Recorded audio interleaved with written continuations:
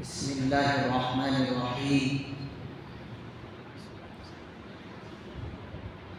الحمد للہ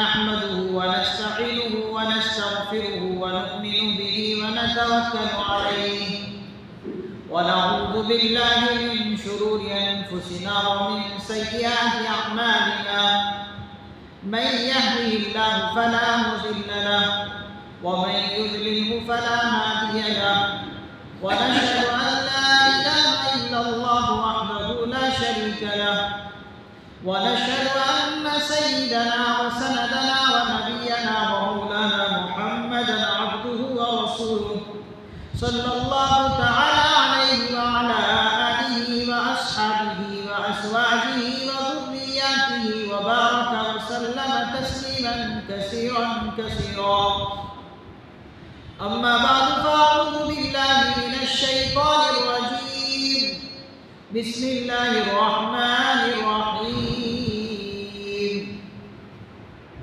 إنما ذلكم الشيطان يخوف أولياءه فلا تخافوهم وخافون إن كنتم مؤمنين صدق الله مولانا العظيم رب اشرح لي صدري ويسر لي أمري واحلل عقدة من لساني يفقهوا قولي اللهم ربي زدني علما اللهم ربي زدني علما اللهم ربي زدني علما اللهم صل على سيدنا محمد وعلى آل سيدنا محمد وبارك وسلم.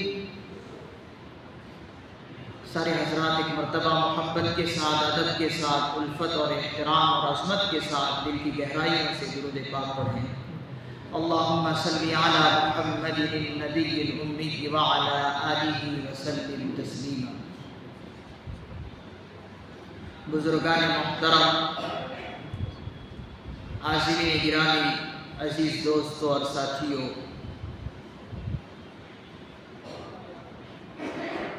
میں نے جس آیت کریمہ کی تلاوت کا شرف حاصل کیا ہے وہ سورہ آل عمران کی آیت نمبر 175 ہے. اللہ تعالیٰ سے دعا ہے کہ اللہ تعالیٰ مجھے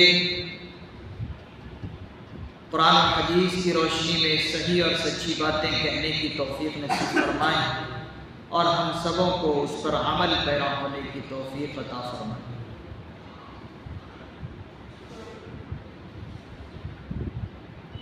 حاضرین محترم،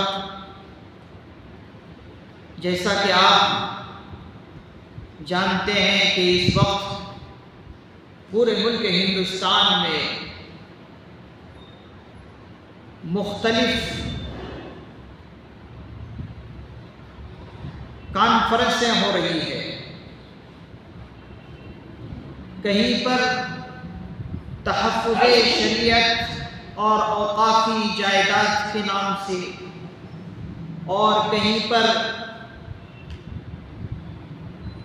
آئین ہند اور قومی یکجہتی کے نام پر کانفرنسیں ہو رہی ہیں. ان سب کا مقصد صرف یہ ہے کہ مسلمان ہندوستان کے اندر اپنی شریعت کے ساتھ جیے اور آزادی کے ساتھ جیے.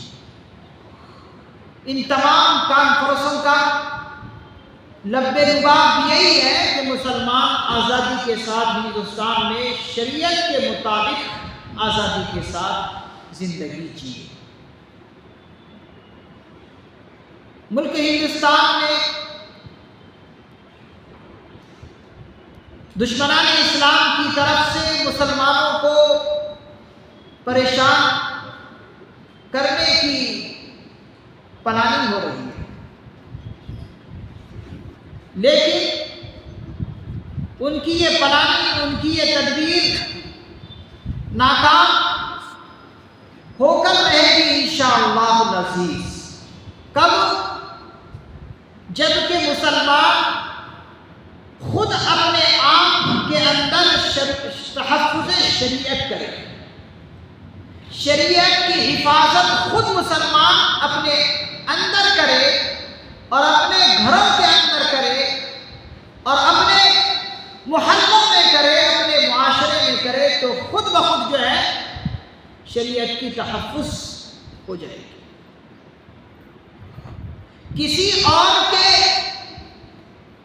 دینے سے شریعت کی حفاظت نہیں ہوگی جب تک کہ مسلمان خود اپنی شریعت کی حفاظت خود نہ کرے۔ ابھی اتوار کے روز ہمارے یہاں جلسہ ہوا، ماشاءاللہ عظیم الشان جلسہ ہوا، لیکن یہ ہماری بدقسمتی ہے کہ بہت تھوڑے ہی مسلمان یہاں پر جمع ہوئے، 5% مسلمان جمع ہوئے اور باقی مسلمان جمع نہیں ہوئے۔ یہ ان کی بدقسمتی ہے۔ حضرت نے ایک بات ہمارے سامنے یہ رکھی، جو میں نے آپ کے سامنے یہ بات عرض کی کہ تحفظ شریعت یہ کوئی الگ چیز نہیں ہے، بلکہ ہمیں ہی شریعت کی حفاظت کرنی ہے۔ اب اس شریعت کی حفاظت کے لیے ہمیں کرنا کیا ہے؟ کرنا یہ ہے کہ ہمیں اپنی زندگی میں تبدیلی خود بخود لانا، ہمیں خود اپنی زندگی جینے کے لیے لائف کو چینج کرنا پڑے گا، لائف اسٹائل کو بدلنا پڑے گا۔ ہم جو اتنے زمانے سے اپنی زندگی گزار رہے ہیں، اس کے اندر اگر ہم نے تبدیلی نہ کی، رد و بدل ہم نے اگر اپنی اس زندگی میں نہ کی، تو پھر ہمارے گھروں سے جو ہے شریعت خود نکل جائے گی۔ قرآن کریم کی جس آیت مبارکہ کی میں نے تلاوت کی ہے، اس کے اندر یہی ہے، اللہ تعالیٰ نے ارشاد فرمایا انما ذالکم الشیطان یخوف اولیاءہ، بے شک یہ شیطان ہے جو تمہیں مرعوب کرنے کے لیے، جو تمہیں ڈرانے کے لیے اپنے ہم مذہب کو جمع کرتے ہیں، ہم مذہب کو جمع کرتے ہیں۔ وہ کیوں؟ وہ اس لیے کہ وہ اپنے دوستوں سے تمہیں ڈرائے۔ یخوف اولیاء، اپنے ہم مذہب لوگوں سے تمہیں ڈرائے۔ لیکن اللہ تعالیٰ ایمان والوں سے فرماتے ہیں کہ اے ایمان والوں، اگر تمہارا مجھ پر صحیح ایمان ہے، تم نے عقیدہ توحید کو مضبوطی سے تھاما ہے، تمہارا مجھ پر صحیح یقین ہے، تو پھر چاہیے کہ ان دشمنوں سے مت ڈرو، یہ چاہے کتنے ہی آ جائیں، تمہیں ان سے ڈرنے کی ضرورت نہیں ہے۔ فَلَا تَخَافُوهُمْ وَخَافُونِي، ان سے نہ ڈرو بلکہ مجھ سے ڈرو، ان کنتم مؤمنین، اگر تم مومن۔ اس آیت کریمہ کا خلاصہ یہ ہوا کہ مسلمانوں کو بس لازم اور ضروری ہے کہ وہ شریعت پر خود عمل کرنا شروع کرے، اور شریعت پر عمل کرتے وقت اللہ تعالیٰ سے ڈرے، کسی اور سے نہ ڈرے۔ اگر مسلمان اللہ سے ڈرنا شروع کر دے اور اللہ سے ڈرتے ہوئے اپنی زندگی گزار لے، جو شریعت مطہرہ کے اندر احکام ہیں، ان احکاموں پر عمل کرتے ہوئے اللہ سے ڈرتے ہوئے زندگی گزار دے، تو پھر کوئی تمہارا کچھ نہیں بگاڑ سکتا۔ شرط یہ ہے کہ اگر تم اللہ پر ایمان رکھتے ہو۔ آج مسلمانوں میں کیا ہو رہا ہے؟ اللہ کا ڈر ختم ہو گیا۔ ایک چیز، پہلی چیز یہ ہے کہ اللہ کا ڈر مسلمانوں سے ختم ہو گیا، مسلمانوں کے اندر سے ختم ہو گیا ہے۔ مسلمان دشمنوں سے ڈرنے لگے ہیں، ایک چیز یہ ہے، اور دوسری چیز یہ ہے کہ مسلمانوں پر دنیا کی محبت غالب آ گئی ہے۔ دنیا کی محبت مسلمانوں پر غالب آ گئی ہے، اور اس غالب آنے کے نتیجے میں مسلمان اللہ سے نہ ڈر کر بلکہ دشمنوں سے ڈرتے ہیں۔ اور تیسری چیز حضرات علماء اکرام نے فرمایا کہ اللہ پر بھروسہ جیسا رکھنا چاہیے ویسا بھروسہ مسلمانوں کا اب اللہ پر نہیں۔ یہ تین چیزیں ہیں، ایک یہ کہ دنیا کی محبت مسلمانوں پر غالب آ گئی، دنیا کمانے کے لیے شریعت مسلمانوں کے سامنے کوئی چیز ہے ہی نہیں۔ ہم اور آپ اس کا اندازہ ہر وقت کرتے رہتے ہیں۔ ہم جو ماں باپ ہیں ہمیں یہ خیال ہی نہیں ہے کہ ہمیں بچوں کی تربیت کیسی کرنی چاہیے۔ آیا اپنے بچوں کی تربیت یا اپنے گھر والوں کی تربیت یا ہمارے ماتحت میں رہنے والوں کی تربیت حلال مال سے کرنی چاہیے یا حرام مال سے؟ کوئی تمیز ہی نہیں،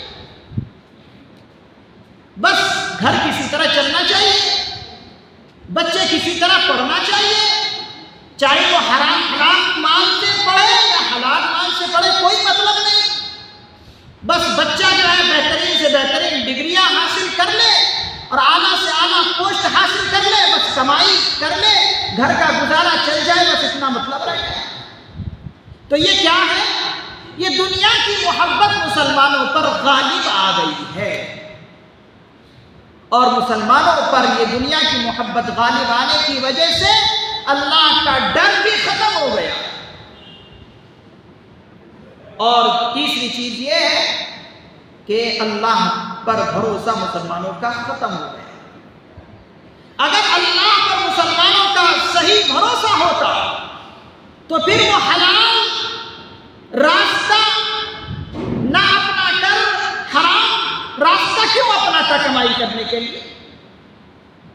اگر حلال راستہ اپناتا اور وہ اپنے ذہن میں یہ بٹھا لیتا کہ مجھے چاہے سوکھی روٹی کھا کر زندگی بسر کرنی پڑے، چاہے مجھے سوکھی روٹی بال بچوں کو کھلا کر زندگی بسر کرانا پڑے، مجھے یہ گوارا ہے لیکن غلط راستہ مجھے اپنانا نہیں ہے، تو پھر کیوں وہ غلط راستہ تھا؟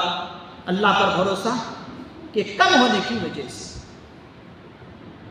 تو پہلی چیز یہ ہے کہ مسلمان دنیا کی محبت جو غالب آ گئی ہے اس دنیا کی محبت سے نکل جائے، دنیا کی محبت کو غالب آنے نہ دے۔ اور دوسری چیز یہ ہے کہ اللہ کا ڈر اور خوف رکھے۔ جب اللہ کا ڈر اور خوف رکھے گا تو پھر وہ حلال راستہ ہی اپنائے گا۔ اور تیسری چیز یہ ہے کہ اللہ پر پوری طرح بھروسہ کرے۔ بھروسہ مسلمانوں کا اللہ پر ہونا چاہیے۔ حسبنا اللہ ونعم الوکیل۔ انسان کے دل و دماغ میں ہمیشہ یہی سوال رہنا چاہیے کہ اللہ ہی میرے لیے کافی ہے۔ حسبنا اللہ ونعم الوکیل، وہی میرا بہترین کارساز ہے، وہی مجھے پالے گا، جس طریقے سے مجھے پالے گا میری آل و اولاد کو بھی وہی پالے گا۔ یہ تین چیزیں مسلمانوں کے لیے بے حد ضروری ہے۔ اگر ایسا نہیں کرتے ہیں تو پھر مسلمان یہ سوچ لے کہ پھر اس کے برے وقت آنا شروع ہو چکا ہے، اس کے لیے برا وقت آئے گا۔ اور حضور صلی اللہ علیہ وسلم نے اپنے صحابہ کو خطاب کرتے ہوئے فرمایا تھا کہ اے مسلمانوں، تم پر ایک وقت ایسا آئے گا کہ تمہیں دشمن تباہ و برباد کرنے کے لیے ہر طرح سے جو ہے تدبیر کریں گے، کہ تمہیں ہر طرح سے تباہ و برباد کر کے، اور اس طرح تباہ و برباد کرنے پر تل جائیں گے کہ جس طریقے سے دسترخوان بلایا جاتا ہے، دشمن جو ہے اس طرح سے مسلمانوں پر ٹوٹ پڑیں گے، اور دشمن جو ہے ایک دوسرے کو کہیں گے کہ آؤ آؤ ان کو لوٹو، ان کو مارو، ان کو ختم کرو، اس طرح سے جو ہے دشمن ٹوٹ پڑے گا۔ صحابہ نے جب یہ بات حضور سے سنی تو تعجب میں پڑ گئے، تو صحابہ نے حضور سے پوچھا کہ اللہ کے رسول صلی اللہ علیہ وسلم، کیا جب ایسا وقت مسلمانوں پر آئے گا تو کیا مسلمانوں کی تعداد اس وقت کیا کم ہوگی؟ تعجب ان کو اس لیے ہوا کہ صحابہ کرام رضی اللہ عنہم حضور کے معجزات کو اپنی آنکھوں سے دیکھے، جنگ بدر میں اللہ کی مدد ان کو ملی تھی، فتح و نصرت ان کو ملی تھی، 313 ہو کر 1000 سرماؤں پر جو ہے بھاری پڑ گئے تھے، اس لیے تعجب ان کو ہوا۔ تو حضور نے ان سے کہا، ارشاد فرمایا کہ تمہاری تعداد اس وقت کم نہیں ہوگی، بلکہ تمہاری تعداد اس وقت سے اور کئی گنا تعداد ہوگی۔ پھر صحابہ نے پوچھا جب اتنی تعداد ہوگی تو پھر مسلمانوں کو کیسے دشمن جو ہے لوٹیں گے، ماریں گے، دھاڑیں گے اور تباہ و برباد کریں گے؟ حضور نے اس وقت ارشاد فرمایا کہ مسلمانوں کی تعداد بہت زیادہ ہوگی، لیکن یہ مسلمانوں کی تعداد بس یہ سمجھ لو جس طریقے سے سیلاب میں بہتے ہوئے تنکے ہوتے ہیں۔ سیلاب میں آپ نے بہتے ہوئے تنکے، چھوٹے چھوٹے تنکے آپ نے دیکھے ہوں گے کہ بے شمار ہوتے ہیں، لیکن ان تنکوں کو کوئی اپنی طاقت نہیں ہوتی ہے، ان تنکوں کے پاس اپنی کوئی طاقت نہیں ہوتی ہے، دیکھنے میں بے شمار ہوتے ہیں لیکن پانی کے بہاؤ میں بہہ جاتے ہیں۔ اسی طریقے سے مسلمانوں کی تعداد بہت زیادہ ہوگی، لیکن مسلمانوں کا اللہ پر بھروسہ کم ہو جائے گا۔ مسلمان اللہ سے ڈرنے کے بجائے دشمنوں سے ڈریں گے، مسلمانوں پر دنیا کی محبت غالب آ جائے گی، اللہ پر بھروسہ کم ہو جائے گا۔ اب یہ حدیث ہم اپنے دل و دماغ میں رکھیں اور سوچیں کہ کیا حضور کی یہ پیشن گوئی بالکل فٹ آ رہی تھی؟ مسلمانوں کا آج عقیدہ دیکھیں کتنا کمزور ہے، ہر کوئی واقف ہے اس سے۔ ہماری گھر کی عورتوں کا عقیدہ ہر کوئی جانتا ہے کہ کیسے غلیظ عقیدے ہماری گھر کی خواتین رکھتی ہیں۔ تو مسلمانوں کو جو چیز اس وقت ضروری ہے وہ یہ آیت کریمہ بتا رہی ہے کہ دشمن جو ہے تمہیں لوٹنے کے لیے، دشمن تمہیں ختم کرنے کے لیے پلاننگ بہت زیادہ کریں گے، اور خود بھی کریں گے اور دوسروں سے مدد بھی لینے کے لیے کوشش کریں گے، اور دوسروں سے مدد لے کر تمہیں جو ہے ڈرائیں گے۔ یخوف اولیاء، اپنے دوستوں سے، اپنے ہم افسروں سے تمہیں ڈرائیں گے، لیکن اللہ تعالیٰ فرماتے ہیں فَلَا تَخَافُوهُمْ، تمہیں ان سے ڈرنے کی ضرورت نہیں ہے، وَخَافُونِ، بلکہ مجھ سے ڈرنے کی ضرورت ہے۔ اب مسلمانوں کو چاہیے کہ مسلمان اللہ سے ڈرے، اور اللہ سے ڈرنے کے بعد مسلمانوں کو یہ عہد کرنا ہوگا کہ شریعت کی حفاظت میں خود کروں گا، شریعت کی حفاظت میں خود کروں گا۔ اب شریعت کی حفاظت کرنے کے لیے کیا کیا چیزیں ہیں؟ مثال کے طور پر یہ ہے کہ شریعت کی حفاظت جب خود مسلمان کرنا چاہتا تو پھر اس کے لیے ضروری ہے کہ قرآن کریم کی تعلیم حاصل کرے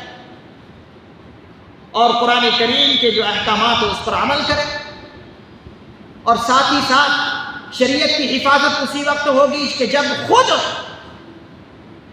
حضور صلی اللہ علیہ وسلم کی زندگی پر اپنی زندگی گزارنا شروع کر دے، جو کہ ایک بہترین طریقے زندگی ہے حضور صلی اللہ علیہ وسلم کی، اس طریقے کو فالو کرنے لگے، یہی شریعت کی حفاظت ہے۔ اور اسی طریقے سے شریعت کی حفاظت یہ بھی ہے کہ جو اسلامی شعائر ہے، اسلامی نشانیاں ہیں، ان نشانیوں پر بھی عمل کریں، ان نشانیوں کو بھی باقی رکھیں۔ مثال کے طور پر اکابرین نے فرمایا، اللہ والوں نے فرمایا کہ یہ جو داڑھی ہے، یہ داڑھی شعائر اسلام میں سے، یہ کیا ہے؟ اسلام کی عظیم ترین علامت اور نشانی ہے۔ یہ داڑھی اسلام کی عظیم الشان نشانی اور علامت ہے۔ اس کی حفاظت کی ذمہ داری کس کے اوپر ہے؟ وہ میرے اور آپ کے اوپر ہے۔ لیکن مسلمانوں ذرا بتاؤ، کیا ہم اس شعائر اسلام کی حفاظت کر رہے ہیں جس کو اللہ کے پیغمبر صلی اللہ علیہ وسلم نے فرمایا کہ ایک مٹھی برابر داڑھی رکھنا سنت نہیں بلکہ واجب ہے، اور واجب کے چھوٹنے پر انسان گناہگار ہوتا ہے۔ اب ہمیں سے کتنے مسلمان ہیں بے داڑھی؟ داڑھی رکھنے کی کوئی انہیں تمنا ہی نہیں ہے، جو کہ ایک مردانگی کی علامت اور وجاہت ہے۔ لیکن نہیں، کوئی پرواہ نہیں، سمجھ رہے ہیں یہ تو ایک سنت ہے۔ نہیں حاضرین گرامی، ایک مٹھی برابر داڑھی رکھنا سنت نہیں بلکہ واجب ہے، یہ واجب ہے۔ آقا علیہ الصلوۃ والسلام نے فرمایا قص الشارب واعفاء اللحیہ، مونچھوں کو کٹواؤ اور داڑھی کو بڑھاؤ، یہ واجب ہے۔ اور حضرت شیخ محدث دہلوی عبدالحق محدث دہلوی رحمۃ اللہ علیہ فرماتے ہیں کہ جو انسان ایک مشت داڑھی رکھنے سے پہلے ہی منڈھاتا ہے یا کٹاتا ہے، یہ ایک سنگین جرم ہے اور یہ ایک حرام کام ہے۔ یہ کیا ہے؟ حرام کام ہے۔ کچھ لوگ جو ہے خشخشی داڑھی رکھ کر بہت آرام میں ہے کہ ہم جو ہے داڑھی رکھیں گے۔ یہ داڑھی نہیں ہے، یہ خشخشی داڑھی رکھنا، تھوڑی تھوڑی داڑھی رکھنا، یہ بھی داڑھی کے ساتھ مذاق ہے۔ کیا آپ یہ رکھ کر یہ سمجھتے ہیں کہ شریعت کا منشا پورا ہو گیا؟ شریعت کا منشا پورا اسی وقت ہوگا جبکہ آپ ایک مشت بالش برابر داڑھی رکھیں گے، تب شریعت کا منشا پورا ہوگا۔ تو حاضرین گرامی، یہ کوتاہی ہم سے ہو رہی کہ نہیں ہو رہی ہے؟ یہ کوتاہی ہے، اور صرف کوتاہی نہیں، آقا علیہ الصلوۃ والسلام نے اس کے بارے میں فرمایا کہ جو لوگ ایسا کرتے ہیں، داڑھی کے ساتھ مذاق کرتے ہیں اور داڑھی کو کٹاتے ہیں یا داڑھی ایک بالش سے کم کو کٹاتے ہیں یا منڈاتے ہیں، ایسے لوگوں پر خدا کی لعنت ہے۔ لعنت فرمایا آقا علیہ السلام نے، حدیث پاک میں ہے، بخاری و مسلم میں ہے، لعن اللہ المتشبہین من الرجال، ایسے مردوں پر اللہ کی پھٹکار اور لعنت ہے جو عورتوں کی مشابہت اختیار کرتے ہیں۔ عورتوں کی مشابہت کیا ہے؟ عورتوں کی مشابہت یہ ہے کہ عورتوں کے پاس داڑھی نہیں، اور مرد کے لیے خوبصورتی کیا ہے؟ وہ داڑھی رکھنا ہے۔ اب مسلمان کس کے ساتھ مشابہت اختیار کر رہے ہیں؟ ایک عورت کے ساتھ مشابہت اختیار کیے ہوئے، اسی لیے خدا کی لعنت ہے ایسے مردوں پر جو عورتوں کی مشابہت اختیار کرے، اور ایسی عورتوں پر بھی لعنت ہے جو مردوں کی مشابہت اختیار کرے۔ مثال کے طور پر عورتیں کیا مردوں کی مشابہت اختیار کرتی ہیں؟ مردوں کی مشابہت اختیار عورتیں کرتی ہے کہ اپنے پائجامہ کو نیچے رکھنے کے بجائے اوپر کو اٹھاتی ہے۔ ٹخنوں سے اوپر رکھنے کا حکم کسے؟ مردوں کو ہے، لیکن عورتیں اپنے پائجامہ کو ٹخنوں سے اوپر رکھ رہی ہیں، اسی لیے ایسی عورتوں پر خدا کی لعنت اور پھٹکار ہے۔ لیکن ہم نے کبھی سوچا کہ اللہ تعالیٰ کی پھٹکار ہم پر روزانہ پڑ رہی ہے، اس لیے کہ ہم ہر ہفتے میں یا ہر دن میں اپنے مونچھوں کو کٹانے کے بجائے بڑھاتے ہیں اور داڑھی کو بڑھانے کے بجائے چھوٹی کرتے ہیں۔ یہ اللہ کی لعنت اور پھٹکار ہے، اور ہم سوچ رہے ہیں کہ شریعت کا منشا ہم سے پورا ہوگا۔ ایک سنگین جرم ہے مسلمانوں، اور آقا علیہ الصلوۃ والسلام نے فرمایا یہ مجوسیوں کا بھی نشانی ہے، بت پرستوں کا، مجوسیوں کی یہ نشانی ہے داڑھی منڈانا۔ داڑھی بڑھانا تو یہ اسلامی شعار میں سے ہے، لیکن ہمیں اس کا احساس نہیں۔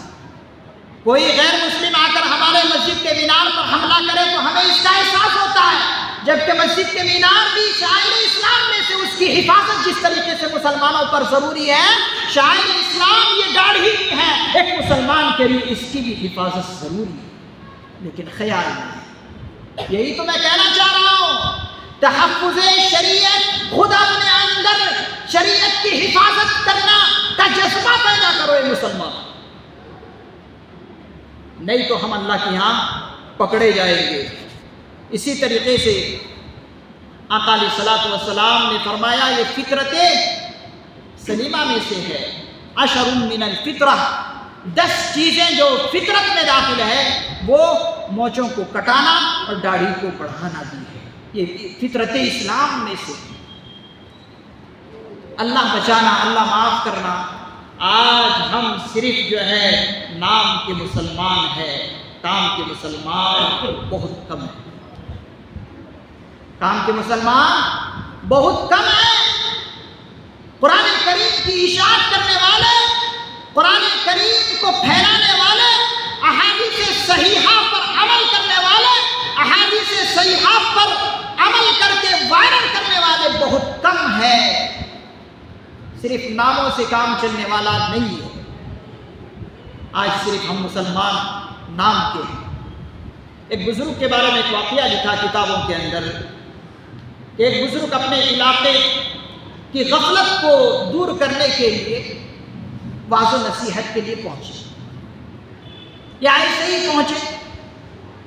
ایک اپنے علاقے میں پہنچنے کے بعد اس بزرگ نے ایک کام یہ کیا کہ ایک ڈبے پر ماروتی کار کا نام لکھ کر موٹر کا نام چڑھا دیا۔ ایک ڈبے پر ماروتی کار لکھ کر یا ڈیزائن بنا کر اس کا نمبر چڑھا دیا، اور لوگوں کے پوچھنے پر کہا اس بزرگ نے، اس اللہ والے نے، کہ یہ موٹر گاڑی ہے۔ یہ کیا ہے؟ موٹر گاڑی ہے۔ تو علاقے کے لوگوں نے کہا کہ حضرت آپ نے اس ڈبے پر موٹر کار کی کچھ نشانیاں ڈال دی اور لکھ کر اس پر جو ہے آپ نے موٹر گاڑی کا نام دے دیا، یہ تو موٹر گاڑی نہیں ہے۔ موٹر گاڑی کے لیے موٹر گاڑی کے پرزے چاہیے، مشینیں چاہیے، سب چاہیے، تبھی تو موٹر گاڑی بنے گی۔ ایک ڈبہ کو آپ موٹر گاڑی کہہ رہے ہیں، جبکہ اس کے اندر آپ نے پرزے نہیں لگائے، اس کی مشینیں آپ نے نہیں لگائی، تو وہ کیسے گاڑی بنے؟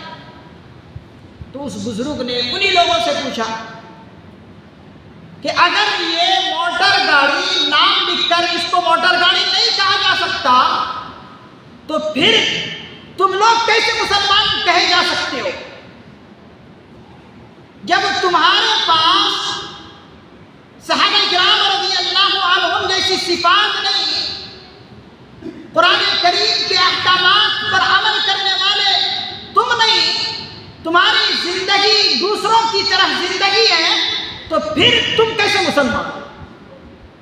جب اس کو موٹر گاڑی نہیں کہہ سکتے اس لیے کہ پرزے وغیرہ مشین وغیرہ نہیں ہے، یہ موٹر گاڑی نہیں بن سکتے یہ ڈبہ، تو پھر تم کیسے مسلمان ہو سکتے ہو جبکہ تمہارے اندر اسلامی صفات نہیں ہے، صحابہ جیسا عمل نہیں ہے، ایمان پر عمل نہیں ہے، تو پھر کیسے تم مسلمان ہو؟ آج واقعتاً ہم صرف سرکاری دفتروں پر جو کھانے لگے ہوئے ہیں انہی کھانوں پر ہمارا صرف مسلمان نام لکھا ہوا ہے۔ آج اسکول کے سرٹیفکیٹوں میں بس ہمارا نام ہے مسلمان، راشن کارڈ میں صرف ہمارا نام مسلمان ہے، لیکن مسلمانوں جیسا ہمارے پاس کوئی عمل نہیں ہے۔